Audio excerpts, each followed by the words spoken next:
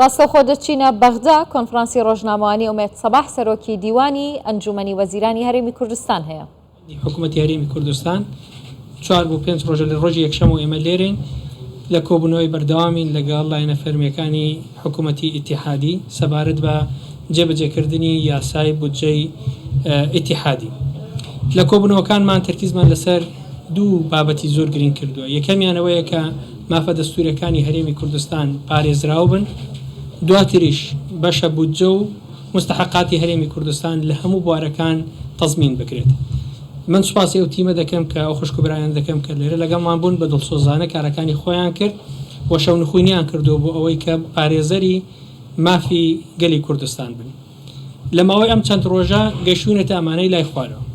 ئێمە وەک هەرێمی کوردستان، حکوومەتی هەرێمی کوردستان ئامادەیمان دەربڕیوە هەرچی ئیلتیزاماتێک کە لە ناو یاسای بودجە هەیە سەرڕای ملاحەزاتی نادەستوری ملاحەزاتمان هەیە کە ملاحەزاتی نادەستوری بوونی هەندێک لە دەقەکانی بودجەیە ئێمە ئامادەی خۆمان دەربڕیوە کە ئەو ئیلتیزاماتانێک کە لەسەر هەرێمی کوردستانە جێبەجێ بکەین و بەشی زۆریشمان جێبەجێ کردووە و ئیستعدادمانیش دەربڕیوە لە هەفتەی داهاتوو هەرچی ئیلتیزاماتێک لەسەر ئێمەیە ئەو ئیلتیزاماتانە جێبەجێ بکەین. ئیلتیزاماتەکان بەم شێوەی لای خوارەوەن. لە یاسای بودجە هاتووە کە ئێمە دەبێت نەوت ڕادستی حکوومەتی ئیتیحادی بکرێ. ئێمە لە 25 شەشەوە بە شێوەیەکی فعلی ڕۆژانە 50,000 تاکو 60,000 بەرمیل تەسلیمی حکوومەتی ئیتیحادی کراوە. ئەم بڕە لەلایەن حکوومەتی ئیتیحادیەوە دیاری کراوە و ئەم بڕە بەرز دەبێتەوە تا ئەو کاتێک کە لە بودجە باسی لێوە کراوە. واتە سەبارەت بە ڕادەستکردنی نەوت ئێمە وەک حکوومەتی هەرێمی کوردستان ئیلتیزامی خۆمان جێبەجێ کردووە لە 25 شەشەوە و تاکو ئێستا ڕۆژانە ئێمە لە بینی 50 بۆ 60,000 بەرمیل نەوت تەسلیم دەکەین. و ئیمڕۆ لە مەحزەری کۆتایی تەثبیت کرا و وەزارەتی نەوت ئەوەی بە فەرمی چەسپاند کە هەرێمی کوردستان سەبارەت بە ئیلتیزامی ڕادەستکردنی نەوت جێبەجێ کراوە. ئەمە بابەتێکە. بابەتی دووەم سەبارەت بە ئیلتیزامی حکوومەتی هەرێمی کوردستان یان هەرێمی کوردستان بە ڕادەستکردنی داهاتە نانەوتیەکان ئێمە لایەنی ئیتیحادیمان ئاگادار کردوێتەوە لە هەفتەی داهاتوو وەک حکوومەتی هەرێمی کوردستان ئامادەین سەرجەم ئەو داهاتە نانەوتیە ئیتیحادیانەی کە لە ڕسوم و زەرایبی گومرگی خۆی دەبینێتەوە بە پێی ئەو بڕ و ڕێژانەی کە لە قانونی ئیدارەی مالی و لە قانونی لە مادەی 21 لە قانونی موازنە هاتووە لە هەفتەی داهاتووە لە حیسابی حکوومەتی ئیتیحادی ئیداع بکرێ بە شێوەیەکی نەقدی. ئەمەش ئەوە دەردەخا کە شەفافیەتی حکوومەتی هەرێمی کوردستان و پابەندبوونی حکوومەتی هەرێمی کوردستان بە هەموو ئەو بابەتانە. لە دوای ئەم دوو بابەتە هیچ حجەیەک نامێنێت بۆ ئەوەی کە هیچ مستحقاتی هەرێمی کوردستان تەمویل نەکرێت. لەگەڵەوەشا بڕگەکانی تریش وەکو بڕگەی TBI ئێمە وەکو حکوومەتی هەرێمی کوردستان ئامادەیمان نیشانداوە بە پێی ئەو دەقەیەکە لە موازنە هاتووە ئەو ئەرسیدانەی کە پەیوەندیدارە بە TBI ئەویش جێبەجێ بکەین. هەر بۆ شەفافیەت و بۆ بەهێزی موقفی حکوومەتی هەرێمی کوردستان داوامان لە ڕقابەی مالی عێراق کردووە لە ڕقابەی مالی هەرێمی کوردستان کە بە سوپاسشەوە لێرە حزوورێکی بەهێزیان هەیە لەگەڵ تیمەکەی ئێمە سوپاسی ئامادەبوونیان دەکەین.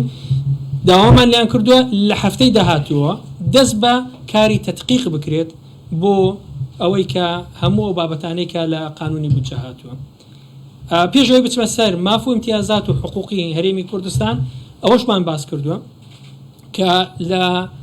ئەم ساڵە لە ڕووی پراکتیکیەوە لە 26 شەشەوە ئەبێت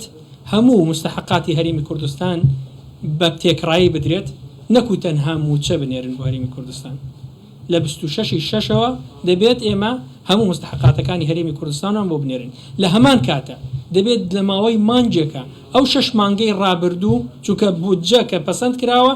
دەگەڕێتەوە بۆ 1/1/2023 ئەو 6 مانگەی کە ڕابردوو دەبێت لە ماوەی 1 مانگە فەریقێکمان بۆی دروست کردووە لە هەردوولا لە ماوەی 1 مانگێکە حەق و حیساب بکەین لە بینی یەکتریە و بێگومانیش ئێمە لەو ماوەیە پێمان وایە بە پێ حیساباتانی کە پێمان وایە حقوقێکی زۆر لە ئێمە حقوقی ئێمە لە لای حکوومەتی ئیتیحادیە بەڵام ئەمە تاکو مانجێک چاوەڕێ ئەوە دەکەین و کاری جددیشی لەسەر دەکەین. هەموو ئەمانەی کە باسم کرد پابەندەکانی حکوومەتی هەرێمی کوردستان و بەڵام لە بەرامبەردا داوامان کردووە لە هەفتەی داهاتوو دەبێت مستحقات و بەشە بودجەی هەرێمی کوردستان بە تێکڕایی و بە کاملی بنێردرێت. داوای ئەومان کردو کە موچە بودجەی تەشغیلی بودجەی ئیستثماری تەنمیەی ئەقالیم پترۆ دۆلار تەمویلی پێشمەرگە هەموو ئەمانە بە دەقیقی هەواڵانم لە تیمەکە و ئەو برادرانی تریش کە بەم دوایە هاتن لە وەزارەتەکانی مالیە وەزارەتی تەختیت وەزارەتی سامانە سروشتەکان کە بەڕاستی سوپاسی هەرسێ وەزیری بەڕێز دەکەم کاک ئاوات کاک دارا کاک کەمال و تیمەکانیشیان کە متعاون بوون لەگەڵ ئێمەیە توانیمان کە بەشە بودجەی ئێمە خۆمان لە ڕووی پراکتیکیەوە ڕادستی حکوومەتی ئیتیحادی بکەین و ئێستا لەسەر ئەوان ماوەتەوە. هەروەها میزانی مراجعەی 5 مانگی ڕابردوومان تەسلیمی حکوومەتی ئیتیحادی کردو و ئێستا هەموو بابەتەکان چاوەڕێ ئێوە دەکەین کە لە هەفتەی داهاتوو ئەو بابەتە ئەو بڕیارە بدرێت. 2 مەحزەرمان هەبووە لە ماوەیە مەحزەری یەکەم تەوقیعمان کردو ئیشەکانمان دابەش کردو مەحزەری دووەم دەرئەنجامەکانەوەی کە ئێستا باسم کرد لەناو مەحزەرەکان ماوەتەوە 2 خاڵ ماوە یەکیان پەیوەندی بە داهات تەفسیرکردنی داهاتە ناوتیەکانە و ئەوەی تریشیان پەیوەندیدارە بە کولفەی شەریکاتی ئینتاج و نەقڵی نەوت لە هەرێمی کوردستان ئەم دوو بابەتە پێویستی بە بەرچاوڕوونی زیاتری سەرۆکوەزیرانی بەڕێ سەرۆکوەزیرانی عێراق بووە بۆی لەو چوارچێوەیە بڕیار درراوە یەکشەممە وابزانم سعات 4 جارێکی تر لە نووسینگەی سەرۆکوەزیران کۆ ببینەوە بەڵام هەموو بابەتانای ڕۆژی یەکشەممە کۆتا کاتە بۆ ئەوەی کاری پێویست ئەنجام بدرێت لەسەر ناردنی بەشە بودجە و مستحقاتی هەرێمی کوردستان. دووبارە زۆر سوپاس ئەوەم لە ینی لە یاد چوو کە ئێمە داوای لەسەر پرۆژەکان پرۆپۆزەلی خۆمان ئامادە کردبوو هەم پرۆژەی بودجە ئیستثماری برادرانی وەزارەتی تەختیت لێرە لەگەڵمان نابوون سەردانیان کردوون و پرۆژێک باش ینی کۆبوونی زۆر باشیان کردووە لەسەر بودجە ئیستثماری هەروەها لەسەر پەرەپێدانی پارێزگاکان کە بێگومان لەناو هەرێمی کوردستانیش بە شێوەیەکی عدالەت و بە پێی ڕێژەی دانیشتوان دووبارە ئەم پرۆژانە دابش دەکرێنەوە سوپاسان دەکرێن. ئێوەتان داوامان کردووە کە بودجە و موچەی فەرمانبەرانگا ئەوان بەڵێنی چیاندا کەی بودجە یاخودکەی موچەی فەرمانبەرانەگا و ئەمڕۆ 20 مانگیش تەواو بوو تا ئێستا بێگومان تاخیر بووە ئەم تاخیربوونەش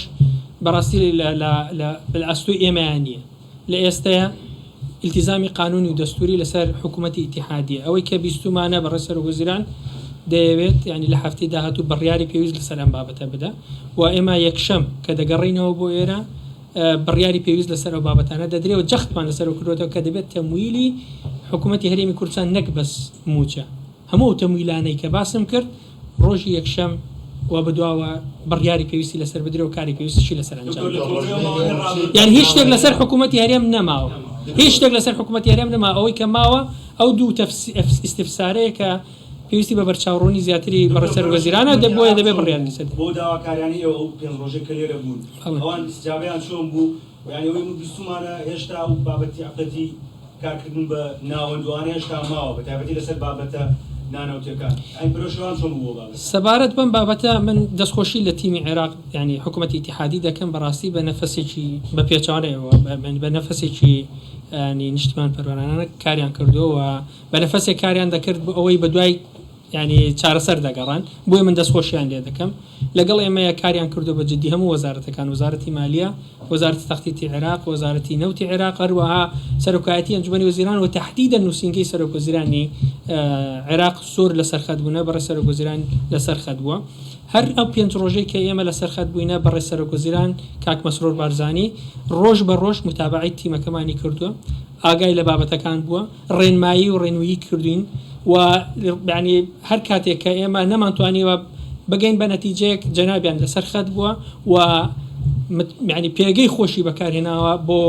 تعاملکردن ینی یان پەیوەندیکردن لەگەڵ لایەنی ئیتیحادی بوو ئەوەی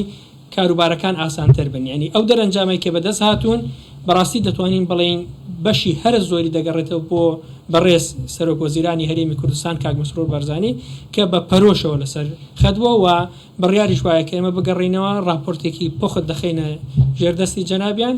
بۆ ئەوەی بتوانین ئەگەر بەرچاوڕوونی و یان ڕێنمایی تر هەبێ ئێمە لەسەر فەرمودەکانی جەنابیان کار دەکەین. دکتۆر بەزر یەکەمیان سەبارەت بە موچی مانگی 6 قبولی بە خەڵک بڵین موچی مانگی 6 یا قەوت کێدرێت ئەگەر بێت وە قسەکانی بەڕزگاتی داهاتوە هەرێمی کوردستان تەمین بکرێت ڕۆژمێری موچی عێراق و هەرێمی کوردستان جیاوازە مانگێک لەداوە بەس جوابنەوە ئێمە کتابێکی فەرمی لە وەزارەتی مالیەی هەرێمی کوردستان و دواتر لە دیوانی شێمە لەسەر فەرمانی کاک مەسرور بارزانی کتابێکی فەرمیمان کردووە داوای موچەی مانگی 6 و 7مان کردو کە دەبێت موچەی مانگی 6 لەبەرەوەی بودجە لە 26 شەشەوە کەوتۆتە بواری جێبەجێکردن بۆ مانگی 6 داوای موچەمان کردووە بەس بۆ مانگی 7 داوای هەموو مستحقاتمان کردووە یعنی ئێمە پێ 912 ملیارمان داوا کردووە و ینی جیاوازەکە بازانم وازەحە بۆ مانگی 6 داوای موچەمان کردووە لەبەری بودجە نەکەوتۆتە بواری جێبەجێکردن بۆ مانگی 7 داوای کامل مستحقاتی هەرێمی کوردستانمان کردووە داوای داهاتی سەڵاسەتی هەرێمی کوردستان کردووە داهاتی هێری نانەوتی کە بێتەوە بۆ ناوەند و لە ناوە سافت بەرجابێتەوە بۆ هەرێم ئەمە تا چەند ڕاست وڵامی ئێوە سەبارەت بە داهاتە نانەوتیەکان ئەوەی کە لە نێوان ئێمە و حکوومەتی ئیتیحادیە سێ بابەتە یەکەم دەستورە دووەم قانونی ئیدارەی مالیە سێەم قانونی موازنە ئەگەر هەر سێم ئەم بابەتە لێک دەیتەوە دەستور و هەردوو یاسایە لێک دەیتەوە مەفهومێکت بۆ دەرەچێت ئەو مەفهومە زۆر وازەحە کە داهاتە نانەوتیەکان خۆیان دەبینن لە چەند ئایتیمێکە علاقەی بە ڕسوم و زەرایبی گومرگیەوەیە و نسبەکانیشی لە مادەی 29 لە قانونی ئیدارەی مالی و لە مادەی 21 لە قانونی موازنە زۆر بە وازەحی ئیشارەتی پێوە درراوە بۆ ئێمە لەو چوارچەیە دەمانەیە مامەڵە لەگەڵ هەرێمی کوردستان بکرێت نامانەوە ئیجتیهادی شەخسی لەم بابەتەیە بێ ئێمە کە ئەم بابەتانەمان لەگەیانە باسە کرد ئەو حجە و بورهانانەی کە ئێمە تەقدیمان کردو بوو زۆر بەهێزە کە دەعمی ئەو تەوەجوهاکە کە لە حکوومەتی هەرێمی کوردستانەیە ماوەی 20 ساڵی ڕابردوو بەردەوام یانی حکوومەتی عێراق پاشگەز بۆ لە بەڵێنەکانی پێکانوانیە ئەم جارش پاشگەز بێتەوە پاشەوەی کەوە ئێوە لەسەر هەموو خاڵەکان پابند بوونە ئەوەی کە ینی من دەیبینم بە سەراحەت ینی نەفەسێکی زۆر ئیجابی لەلایەن بەڕە سەرۆکوزیرانی عێراقەوە هەیە ڕاستی دەیەوێت تیمەکەی ینی تەمان ئەو نەفەسەت شۆڕ بۆتەوە بۆ تیمەکەی بۆ وەزارەتەکان ئەم جارە من خۆم شخصیان 4 ساڵە لە ناو کابینی حکوومەتی هەرێمی کوردستان لە هەموو شاندەکان بوومە ئەو نەفەسە ئیجابی کە ئەم جارە دەیبینم دڵخۆشکەرە بەڵام دەبێت ئێمەش دەرئەنجام بە واقعی ببینین بۆ ئێمە پیانمان وتوە ناتوانین لەوە زیاتر چاوەڕێ بکەین دەبێت هەفتەی داهاتوو تەمویلی حکوومەتی هەرێمی کوردستان کاری پێویستی ئەنجام بدرێت لەسەری دەبێت ینی بە باسم کردم دەبێت ینی هیچ نێک نەماوە ئێمە ئامادە هەموو شتێکمان ئامادەی خۆمان دەربڕیوە شتێکی تریژماوە بۆ بەتان باسکەم ئەوش ئەوەیە لە ناو قانونی بودجە بازەوە کراوە کە دەبێت لە 2004 تا 2022 حق و حساب و تەصفیح حساباتەکان بکرێت لە بینی هەردوولا ئێمە ئامادەی خۆمان دەربڕیوە فەریقێکی زۆر متکاملمان دروست کردووە داوامان لیان کردووە لە هەفتەی داهاتوە بێن سەردانی هەرێمی کوردستان بکەن و هەموو دەرگاکانی هەرێمی کوردستان بۆیان کراوەیە